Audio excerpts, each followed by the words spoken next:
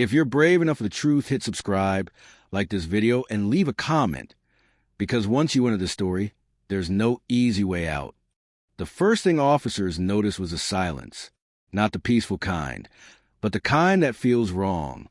The kind that presses against your ears and tells you something has already gone terribly bad.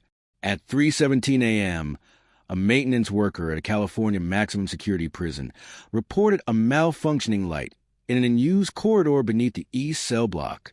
When the response team arrived, flashlights cutting through the darkness, they found the light wasn't broken at all. It had been deliberately smashed. And lying beneath it, twisted at an unnatural angle, was the body of correctional officer Daniel Hargreave. His eyes were open, his radio was missing, and the security cameras covering that corridor had been manually looped for exactly 11 minutes. Inside California's most restrictive prison, where sunlight never reaches certain cells and inmates are locked down 23 hours a day, someone had just committed the unthinkable, a murder in a place designed to prevent chaos at all costs. By dawn, the prison was sealed. No transfers, no visits, no movement without authorization. Warden Elaine Crowley stood in the control room, staring at the frozen camera feeds, knowing one thing for certain. If this got out, the public would panic. And if the wrong truth got buried, it would happen again. Detective Marcus Hale arrived before sunrise, his shoes crunching on gravel as he stepped through the outer gates. He'd investigated cartel executions, gangland massacres, and inside jobs that went all the way to the top, but prisons were different. In here, everyone watched, everyone listened, and everyone lied. Officer Hargreave wasn't just any guard. He worked solitary housing, the darkest wing of the facility, the place inmates called the concrete grave. No windows, no human contact, no forgiveness. The official story said Hargreave slipped during a routine check. But Hale knew better the moment he saw the body, the bruising on the wrists, the faint marks around the neck. This wasn't an accident. This was controlled, personal. They started with the obvious suspects. Inmate Rafael Crow Mendez, serving life without parole, had threatened Hargreave weeks earlier. Surveillance showed Hargreave lingering near Mendez's cell the night before his death. But Mendez had been locked in his cell all night, verified by 3 independent systems. Unless someone wanted it to look that way. Then there was inmate Thomas Keene, a former corrections officer turned prisoner, convicted of killing an internal affairs investigator. Keene knew prison systems inside and out. He knew blind spots. He knew how to erase time. But Keene was in medical isolation during the murder, heavily sedated. As the list narrowed, the questions multiplied. Why was Hargreave in an unused corridor at that hour? Why was his radio missing, but his keys still clipped to his belt? And why did the camera loop begin exactly 30 seconds after his last recorded transmission? Digging into Hargreave's background revealed something unsettling. 3 months earlier, he'd filed a confidential report, never submitted through official channels. The report accused a senior prison official of trading privileges for silence. Names were redacted. Evidence was pending. That evidence was never found. Meanwhile, tension inside the prison reached a breaking point. Inmates refused meals. Guards started carrying backup weapons. Someone leaked word that a snitch in uniform had been dealt with and that others were next. Late that evening, Hale received a call from a junior guard, voice shaking. She claimed Hargreave had been acting paranoid in his final weeks, checking behind doors, covering his badge number, whispering into unlogged phones. He told me, she said, that the prison wasn't just holding monsters, it was protecting one. With permission from the warden, Hale ordered a full sweep of Hargreave's assigned area, cell by cell, wall by wall. When they reached the end of the corridor, AK-9 unit alerted to a maintenance hatch hidden behind peeling paint. The hatch wasn't on any blueprint. They forced it open, revealing a narrow passage descending into darkness. The air smelled stale and used, but not abandoned. Fresh footprints marked the dust.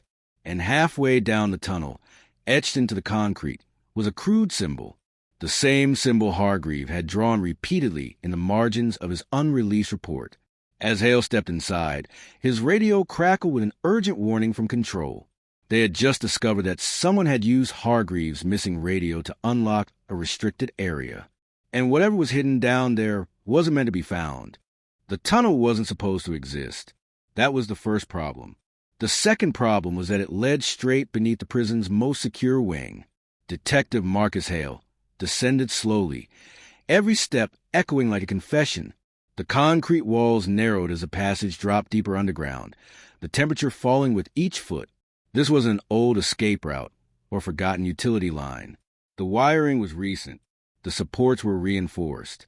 Someone had built this intentionally, quietly, under the nose of one of California's most controlled institutions. Behind him, a tactical team followed in silence. Above them, the prison buzzed with panic. Control had confirmed the missing radio was actively transmitting from inside the facility. Whoever took it knew how to move without being seen. And worse, they knew the schedule. At the bottom of the tunnel, Hale found a steel door fitted with an electronic lock.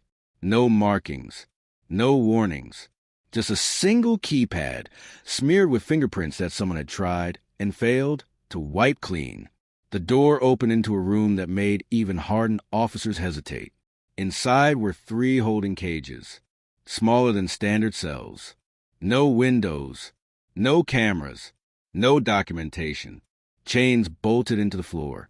Dried blood stained the concrete, scrubbed but never fully erased. On a metal table lay a clipboard with intake forms, and signed undated, unofficial. These weren't inmates on record. These people were disappeared, one officer whispered. Hale didn't answer.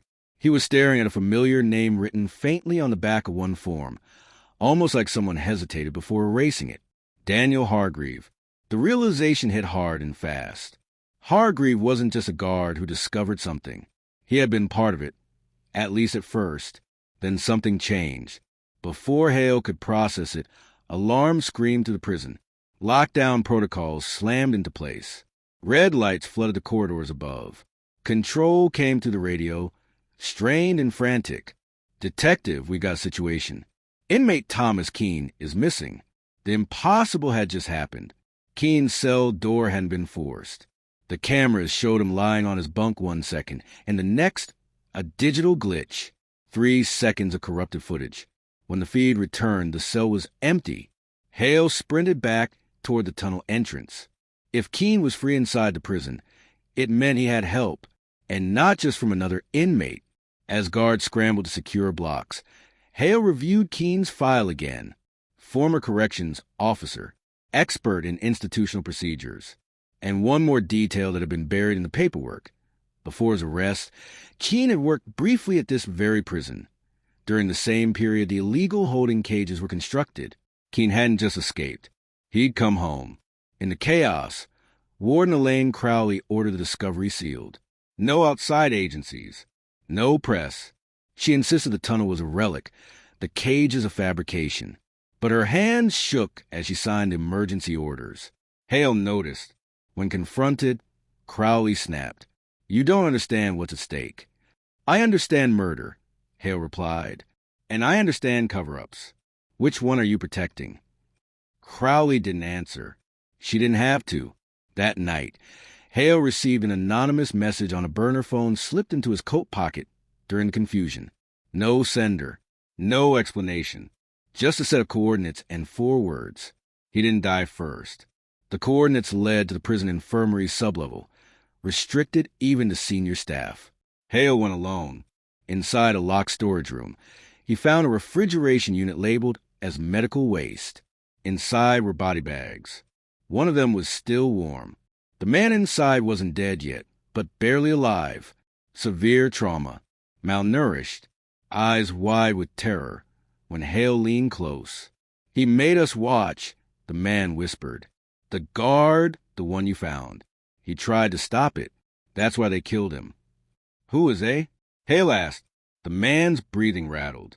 Not inmates. Not all guards. The system. They trade bodies for silence. Problem inmates disappear. The records stay clean. Before Hale could ask more, footsteps echoed in the hallway.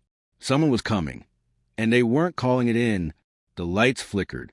Hale drew his weapon as the storage door handle began to turn from the outside, and on the floor beside the refrigeration unit, etched into the concrete, was the same symbol from the tunnel. Only this time, beneath it, were 3 new tally marks.